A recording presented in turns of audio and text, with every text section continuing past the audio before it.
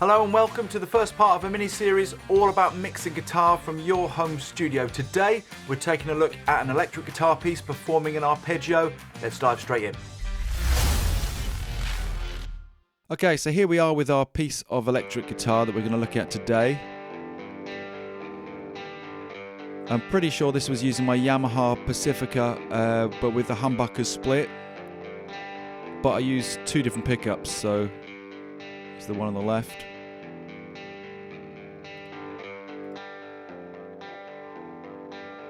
Yeah, and this one sounds a bit more aggressive, more snappy.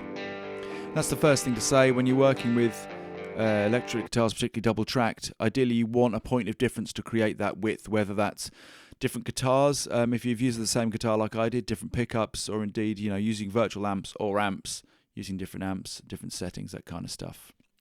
So that's the first thing before you even start mixing, which is going to make a pretty big difference. So there's our guitars. The next thing to say is once we start mixing, it's really important to not mix our guitars in solo.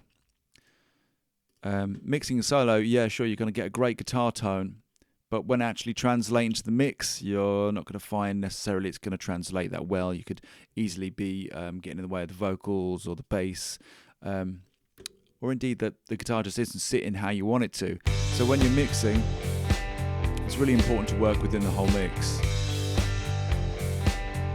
So that's our guitar. It's a pretty nice tone. So let's start dialing in one of four plugins which I've chose to mix our electric guitar. And we're going to start things off as pretty much I always do with some channel strip moves. But I like to ask myself the question, what am I looking for from the moves I'm going to make? I certainly want my guitar obviously to sit in the mix and find its place in the mix, but I want that guitar vibe as well. I want to bring out some of that twang.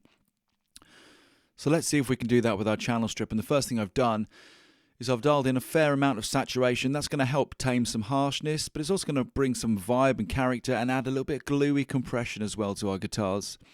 I've also brought in high pass and low pass filters. With my high pass and low pass, the way I like to work with them is to bring them in until they feel like they're taking away too much and then just pull them back to taste. So for example, if I do play the guitars in solo, you can hear at the highest point at 270 on the high pass, just taking away way too much.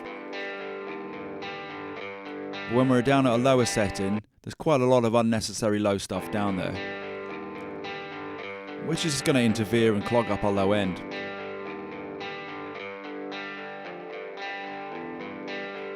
So for balance, I'm leaving it at 150, and I do the same with the low pass as well. If I go to the extreme, it's now kind of got muddy and muffled. We dial it back and we just start to hear too much hair on the guitar. So find the sweet spot with your filters. There's one other move I've made with the EQ, and that's in the upper mids. And the simple way I like to work again with this is to just pull up an extreme, and this is again much better to do within the mix. And listen for the vibe of the guitar between say 2 and 6K in those upper mids, and find the frequency which you like. I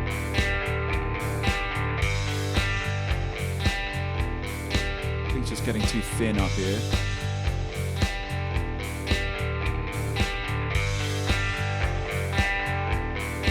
It's definitely around here is the sound I'm after. So dial that back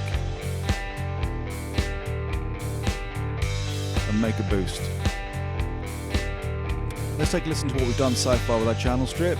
On and off.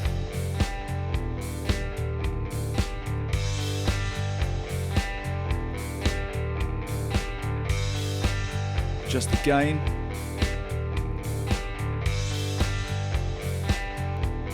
To make up for any changes. So always try and keep the gain at the same level. So again, our channel strip off.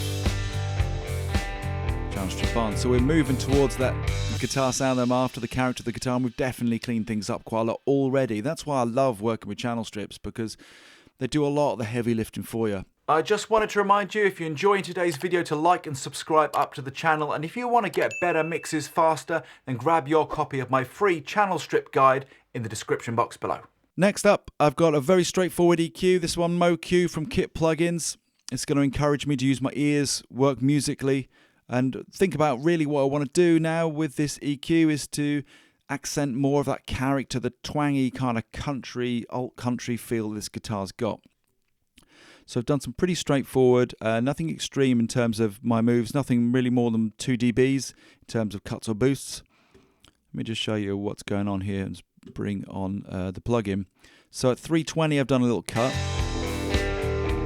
kind of just a bit woofy there. Little boost to 800. Kind of like that little bit of fullness, aggressive fullness. And then the upper mids, just still bringing out some of that twang.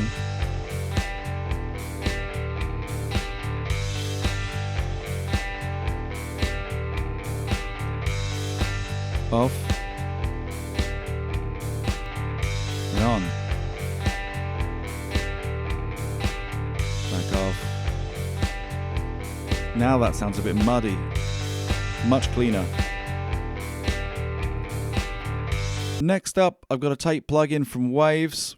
This one's their J37 plugin. I love tape plugins on electric guitars. They really help to tame out any harshness and just glue the whole thing together.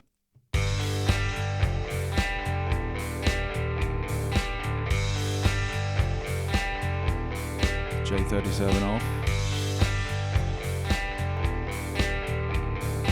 It's a bit of tape special sauce. I find with this particular plugin, the VU about where it's hitting seems to be its sweet spot.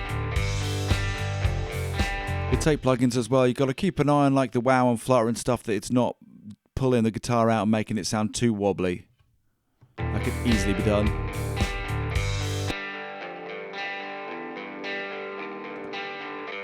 The tape plugin off. And back on. Finally, I brought in Row Gold, which I reviewed last week, which is a free vintage plugin, a vintage reverb. Check it out.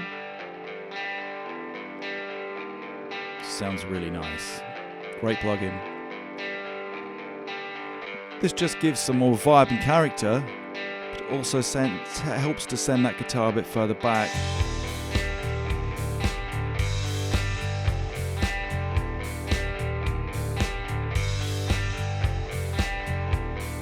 Take a listen with all our plugins off, where we started.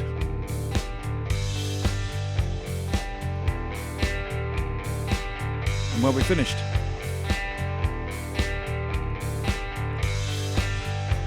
I hope you enjoyed that mixing tutorial. Join me next time around when we'll be mixing some more guitars from this track. Remember to like and subscribe, but most importantly guys, go have yourselves a great day.